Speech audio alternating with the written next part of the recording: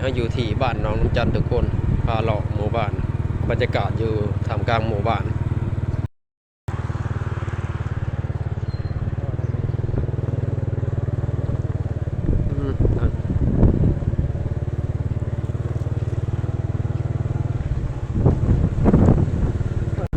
ตกใจเว้ย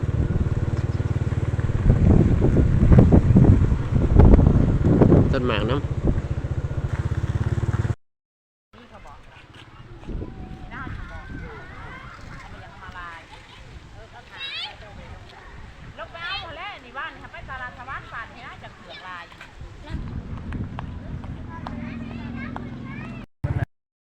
ก็มีพันอันนะสลีข้าวเหนียวสลีขาวตัวนั้นเลยแซ่บหน่อยเส้นที่ข้าวเหนียวสลีขาวอันนี้ทักหาพันกีบ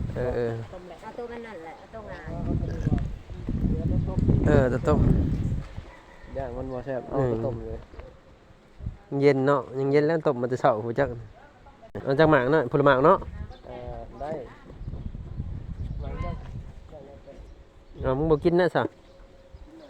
หมากหาแล้ววะมังหามึงก่อนเลือกมึงก่อน